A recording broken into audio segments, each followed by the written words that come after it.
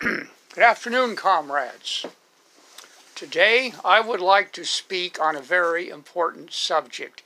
I have talked about this before, but I would like to elaborate it a little more this afternoon. And that subject is globalization.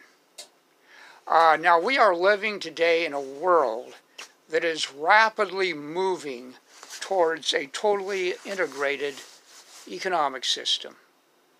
In other words, capitalism, as we know the whole theory of capitalism, capital will always move to locations anywhere on the earth where labor is cheapest. So what we saw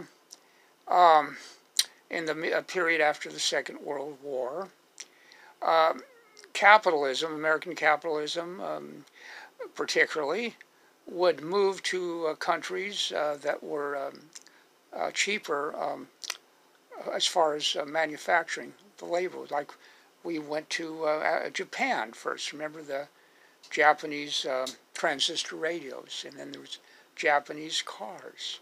And then Japan built its economy up. So then China came into prominence in the late 70s, 1980s, Taiwan, and then the People's Republic of China. American manufacturing plants moved into China, where the labor was very cheap. You know, a worker in the United States that was, say $15, $20 an hour. In China, that'd be maybe $2 or $3 an hour. Or they would move into Mexico. Wherever the cheap labor was, then the corporations would move. You see, we are in a situation today in capitalism where corporate power is the only thing that matters.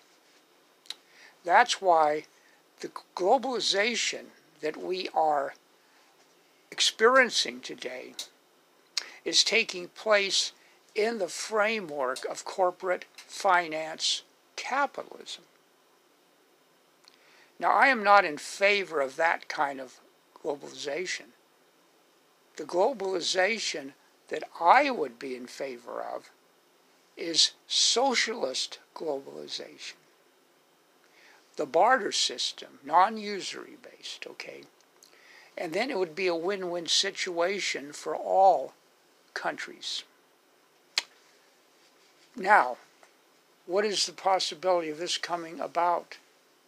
I don't know, but I mean, my feeling is, and I call this idea spiritual socialism. It's the idea for the new age. Because look at this state that the nation state is outmoded. Look at all these wars in the 19th, 20th century because of nationalism. Oh, our country is better than yours. Our race is better than your race. Blah, blah, blah, and on and on. Armaments, wars, killings, all through the 20th century. You know, the First World War, the Second World War, all these horrible wars that we've experienced. And even now, look how aggressive the Trump administration is against Russia and against China. Why is that? Why is the Trump administration, the corporate capitalists, all so angry with Russia or China? Huh? They don't pose any threat to the United States. Both those countries want peace. They do not want war. They do not want confrontation. Here we break all our treaties that we've made with Russia after the collapse of the Soviet Union. I mean, Trump blames China for all our economic, when it was the capitalists that went over there in the first place to take advantage of cheap Chinese labor. So why are we blaming China? Why don't we just blame our own capitalists? Well, bottom line is the capitalist state needs war. America, under its present capitalist system, needs war in order to survive. Capitalism is an economic system, in my opinion, that is totally evil, totally destructive of all human values. because it only values one thing, and that is money. It's a system of greed. And in the Aquarian age, we are coming into a new age, an Aquarian age. The vibratory level of the planet is increasing daily. Yes, we are in a new age. And this is the age of spiritual socialism. Comrades, we shall build a new world out of the ashes of the old. Thank you.